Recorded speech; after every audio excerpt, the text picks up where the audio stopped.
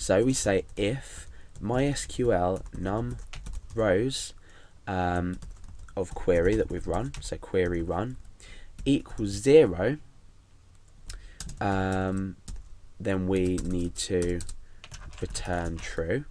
Remember, we're taking a return value of true, so we can use this function later in an if statement.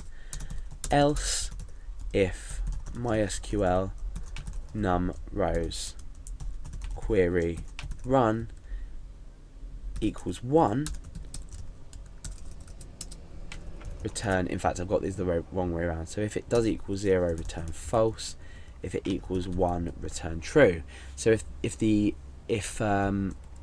get a value back, then we're returning true, so the IP address already exists. Now this is slightly flawed. What if the same IP address exists in the database?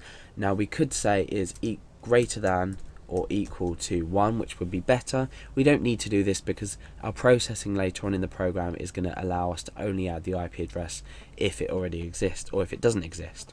So if MySQL num rows query run equals 0, return false, the IP address does not exist. Else, if MySQL num rows of query run are greater than or equal to 1, then we return true because the IP address does exist. Now there's a faster way to do this, because what we need to do is we're running the MySQL num rows function twice, so we're slowing down the speed of our program very slightly, but significantly in terms of if you had lots of SQL, you'd be overloading a server. So I'm going to say query num rows equals, I'm just going to take this here and put it into a variable in itself. So we're only running this once, and then what we can do is delete this as well and say query num rows query num rows. That's just a little tip for when you're using lots and lots of things like this. Don't include these in if statements or anywhere else or in any loops. Create them in a separate variable first. So now let's check if this works. So down here we can say if IP exists, and then we specify a user IP in here, do something, otherwise do something else. So if IP exists, remember we're supplying user ID, this will be equal to 127.0.0.1.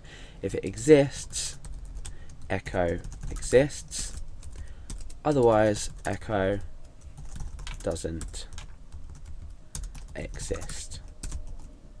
I've used my escaping character there because I've used a single quotation mark inside a single quotation mark. Let's refresh the page and see what happens. Exists. Now this is telling me that my current IP exists in the database, which it does. Now let's delete that from there manually. Come back to the page and refresh, and it says doesn't exist. So our program is working. This if statement here, we've used the use of a function, so we haven't had to program anything before it other than functions, and this is creating our code to look a lot tidier, a lot neater, and it's going to work a lot more efficiently when we're looking at it and producing the final code. So now we've got everything we need. All we need to do is we need to perform this if statement, and we need to just say if the IP doesn't exist, then increase the counter. So we can just use the exclamation mark before this function.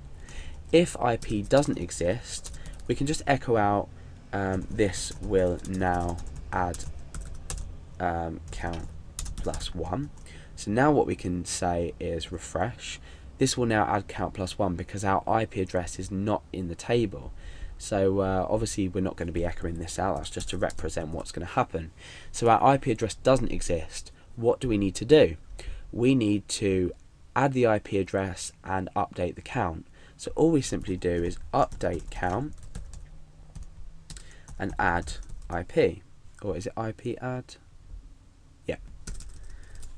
IP add user IP. And that's it.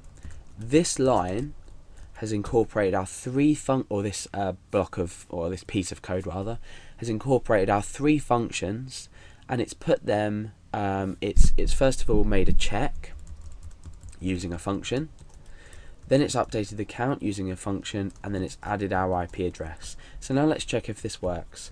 I'm going to add just a header down here, just to make everything look pretty. Well, not pretty, but just so we know that there's content on our page. So let's look at the database. Hits count currently is equal to 0, and hits IP currently doesn't have any rows in. You can see that I've got this like red little white arrow with a red circle around it. So now let's refresh the page. We've got my page up. Now, because my IP doesn't already exist in the database, we should have updated the count and added my IP in, ready for the next check when I come onto the page again. So hits IP, we can see that we've got my IP address being inserted into the database, and hits count will be updated by 1. Now let's refresh the page again. That's done. Let's return here.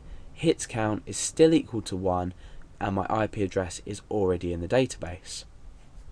So what we've done is we've used 3 different functions. So we've kept our code nice and tidy, and what we've then done is we've checked if an IP exists. We've created some code or some SQL to insert an IP, and we've also created some code to update the count value. Now, like I said before, this isn't the quickest and easiest way to do this, but the amount of time we've spent developing certain parts of it means that you know exactly how to do things the long way round. Therefore, when it comes to working the short way round, you'll be absolutely fine handling it.